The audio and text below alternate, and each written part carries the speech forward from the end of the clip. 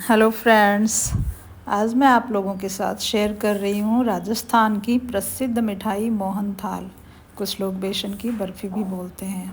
मैंने ये बनाई तो दिवाली के दिन थी, लेकिन अपलोड नहीं कर पाई क्योंकि आप सब जानते हैं कि दिवाली पर हम सभी महिलाएं इतना उत्साह और उमंग वाला त्यौहार है ना ये, कि हम इतने व्यस्त हो जाते हैं। घर सजाना, पकवान बनाना, पूजा पाठ, धूप दीप, इन सब में कब शाम हो जाती है पता ही नहीं चलता। चलिए कोई बात नहीं, हम आज देखते हैं कि ये मिठाई कैसे बनती है। ये मैंने बेसन ले लिया है 800 ग्राम, और 600 ग्राम मैंने ली है चीनी, जिसकी हम चाशनी बनाएंगे बाद में। तो बेसन में हमें पहले तो जैसे मोयन लगाते हैं घी डाल के, वैसे मैंने घी डाल लिया है इसमें लगभग 2 चम्मच बड़े वाले। अंदाज से लगा लें आप, जितना बेसन ले उस हिसाब से, ये तो लगभग सभी को पता ही रहता है। और उसके बाद इसको पहले अच्छे से मिक्स करेंगे, क्योंकि घी डालने के बाद बिल्कुल बिल्कुल इवनली मिक्स होना चाहिए, कोई गांठें लम्स इस तरह से नहीं हो जाए। फिर उसके बाद हम लेंगे दूध, और इसमें विशेष ही बात होती है कि इसको दानेदार बनाना होता है। तो मैंने आधा गिलास या 1 कप आप कहें जितना दूध लिया है, नॉर्मल टेम्परेचर वाला है, ज़्यादा ठंडा नहीं होना चाहिए, ज़्यादा गर्म भी नहीं। तो ये नॉर्मल दूध लेकर हमें थोड़ा थोड़ा डालते हुए इस तरह से इसको अच्छे से मिक्स करना है, जिससे इसमें दाने बन जाएं। क्योंकि इसका टेक्सचर है जो मोहन थाल का, वो बिल्कुल दानेदार बर्फ़ी वाला होता है, जिसका स्वाद भी बहुत ही बेहतरीन निकलेगा जब बन के तैयार होगी। तो इसको हम कई तरीके से दानेदार बना सकते हैं। जैसे मैं हाथ से बना रही हूँ, इस तरह से आपको अगर थोड़ा टाइम है तो इस तरह से हाथ से आपस में मिला के इस तरह से इसको दानेदार फॉर्म में ले आएँ। दूसरा तरीका ये है कि आप जैसे आटा छानने की छन्नी होती है, या कोई और इससे थोड़ी मोटी छन्नी भी चल जाएगी हो, तो उसमें इस तरह से उसको डाल के इस तरह से अपन रब करेंगे तो वो नीचे बिल्कुल दानेदार निकल जाएगा, और जो थोड़ा मोटा है वो ऊपर रह जाएगा। उसको हम बाद में मिक्सी में चला सकते हैं। ये देखिए मैंने छान के लिया, ये कितना पाउडरी सा हो गया है, बिल्कुल दानेदार पाउडर सा बन के तैयार हो गया है।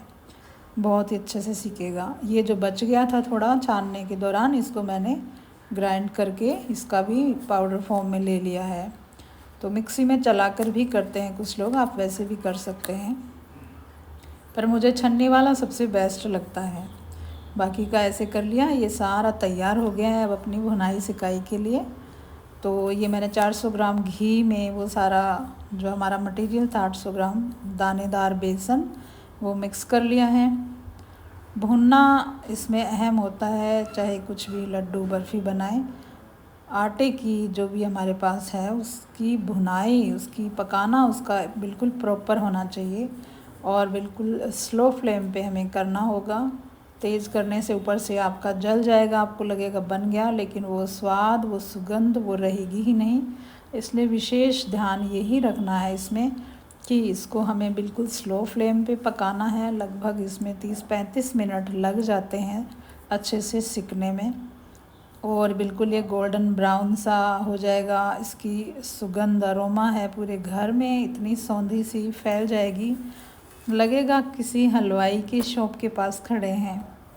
बिल्कुल मन कर जाता है खाने का बनते बनते ही। इतनी स्वादिष्ट और पौष्टिक बर्फ़ी है ना ये, सबको पक्का बना ही लेना चाहिए, साल में 1-2 बार तो बनता है।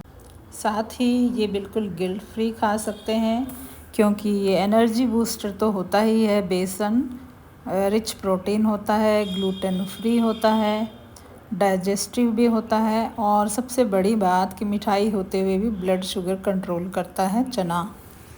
तो बेसन चना बर्फ़ी इतनी बढ़िया वाली बनकर तैयार होगी। साइड में मैंने ले ली है चीनी चाशनी बनाने के लिए 600 ग्राम, तो वो साइड बाय साइड पकती रहेगी। और अब ये लगभग बन गया है, सिक गया है, तो इसमें मैंने मावा डाल लिया है। मावा डालने के बाद हमें फिर से 4-5 मिनट के लिए और भुनना है, ताकि मावा अच्छे से मिक्स हो के वो भी थोड़ा सा और भुन जाए, तो फिर हम इस बर्फ़ी को, इस मिठाई मोहनथाल को काफ़ी दिन तक रख सकते हैं। ये 20-25 दिन बिल्कुल भी ख़राब नहीं होगी। अगर मावा डालने के बाद भी हम थोड़ा अच्छे से पका लेंगे तो आप इसको 20-25 दिन तक एंजॉय कर सकते हो। ये लगभग एक बार थोड़ा सा मावा डालने के बाद फिर ये थोड़ा सा लूज़ होगा, दिखाई देगा पतला, और फिर वापस टाइट सी फॉर्म में आ जाएगा। और अच्छे से मिक्स होके अच्छे से सुगंध और कलर आने के बाद हमें समझ आ जाएगा कि अब हम इसमें चाशनी डाल सकते हैं। चाशनी हमें लगभग 2 तार की लेनी होती है। इसमें कम लेंगे तो बर्फ़ी अच्छे से जमेगी नहीं। वैसे 1 तार की बता देते हैं बर्फ़ी में, लेकिन क्योंकि इसमें घी और मावा भी है जो उसको बहुत ज़्यादा सॉफ्ट कर देता है, टेक्सचर को हार्ड ज़्यादा होने ही नहीं देता, इसलिए हमें 2 तार से कम की चाशनी इसमें नहीं डालनी है। इलायची पाउडर डाल लिया है मैंने, और ये मैंने अभी चाशनी को इसमें ट्रांसफ़र कर दिया है क्योंकि मेरी 2 तार की चाशनी अच्छे से बन गई थी।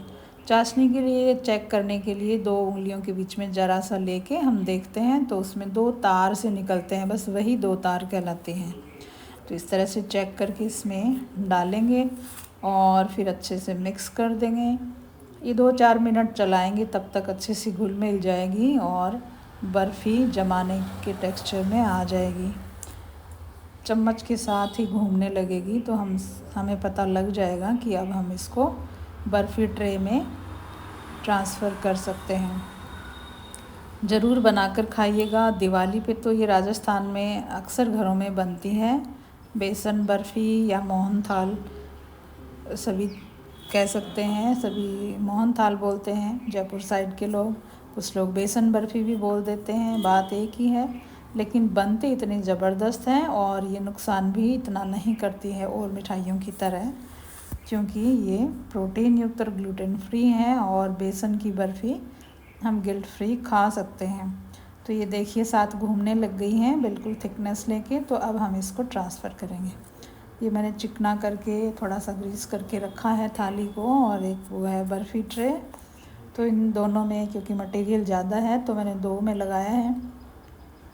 ये मैंने एक में फैला दिया है अच्छे से, और एक में आधा पोर्शन मैं दूसरी ट्रे में लगा दूँगी। इस तरह से बिल्कुल इवन कर दें ऊपर से। वैसे तो ये दानेदार है तो दानेदार टेक्सचर लेके आती है, इसकी ये खासियत ही होती है, तो हमें ज़्यादा इसमें परेशान होने की ज़रूरत ही नहीं है।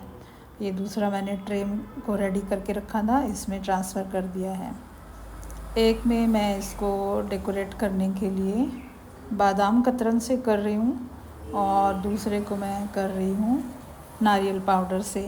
आपको जो पसंद हो वैसे करें।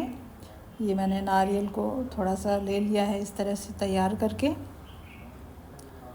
दोनों को देखने में उनका लुक अलग आ जाएगा और थोड़ा सा नारियल से टेस्ट भी थोड़ा अलग आ जाता है, और दूसरे में अपन बादाम डालेंगे उसका अलग से आएगा। ये देखिए दोनों ही इतनी बेहतरीन लग रही है। एक में नारियल पाउडर डाला है और दूसरे में बादाम कतरन। काट के मैं आपको दिखा रही हूँ। देखिए ये मैंने 3-4 घंटे के लिए इसको रख दिया था। जल्दी भी काट सकते हैं लेकिन ये बहुत सॉफ्ट दानेदार होती है, इसलिए इसको अगर 3-4 घंटे के लिए अपन रख के, क्योंकि मटेरियल भी ज़्यादा है तो ठंडा होने में भी टाइम लग जाता है, 1-1.5 घंटे तो ठंडी ही नहीं होती है। तो इस तरीके से 3-4 घंटे बाद मैंने इसको कट किया है और ये बन के बिल्कुल रेडी हो गई है। आपको काटने से ही समझ आ रहा होगा कितनी आराम से कट रही है और कितनी सॉफ्ट लग रही है।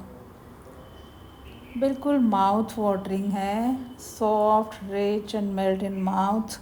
बिलीव मी, आप बनाओगे तो बार बार बनाने का मन करेगा। एक बार बना के देखिएगा, थोड़ी क्वांटिटी बनाइएगा पहली बार और मुझे बताइएगा कि आपकी बर्फ़ी कैसी बनी है। ये देखिए मैं आपको प्लेट में लगा के भी दिखाती हूँ किस तरह का लुक लग रहा है। बहुत ही स्वादिष्ट बनेगी, पौष्टिक भी है, बच्चे बड़े सभी इसको बहुत पसंद करते हैं। और पर्सनली मेरी तो ये फेवरेट है, फेवरेट त्यौहार दिवाली और फेवरेट बर्फ़ी मोहनथाल। ये हर दिवाली पे मैं ज़रूर ही बनाती हूँ और हस्बैंड को भी इतनी पसंद है कि जब बन रही थी कह रहे थे ये तो डॉक्टर ने बताई है, मुझे मजाक कर रहे थे, लेकिन उनकी भी बहुत पसंदीदा है ये। देखिए कितनी अच्छी लग रही है, वाव। देख के मन कर रहा है और खुशबू भी इतनी फैल गई है पूरे घर।